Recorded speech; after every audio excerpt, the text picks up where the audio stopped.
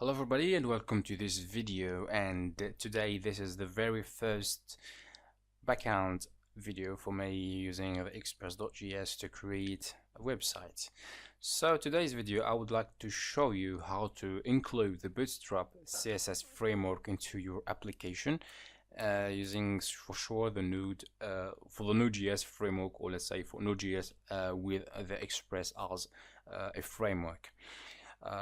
What did I said? Anyway, okay, so I'm working with Express as a framework, as a JavaScript framework, and I'm using a Pug as a template engine, and I need to include Bootstrap CSS into my application.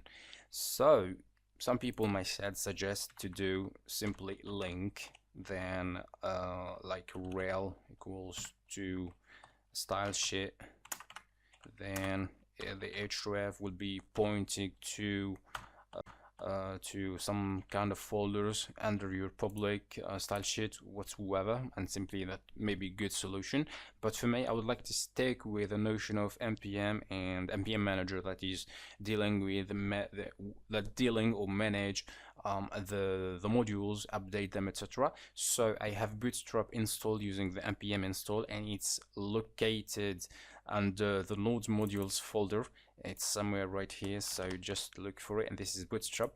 And I don't want, let's just say I would like to use it, but I don't want to show that that URL that is pointing into my node modules folder core file of my application. So the solution is very simple. We will use a middleware from the Express framework called static that allow us to create some sort of alias. So go ahead with our solution. Now back to app.js, which is the Bootstrap of my application.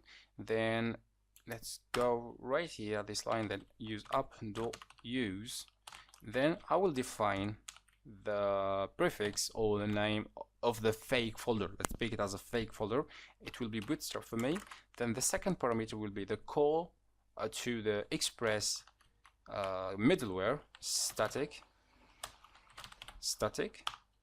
Then for this static, I will pass the real path to the folder, and to do that I will use the dir name dir name plus, so for sure I'll be dir name, this is it, the dir name.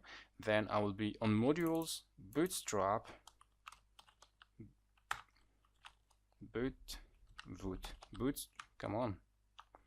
bootstrap this CSS and Bootstrap file for sure.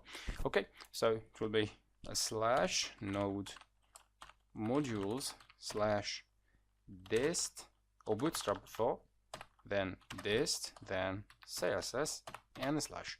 Okay, everything is well set up right here. Now it's time to go back to the Pug file and simply place the new URL, new fake URL to the Bootstrap file, and everything should be normally working properly. Now let me just refresh my server, hit refresh, everything look good, and right here if I do refresh, everything look properly well.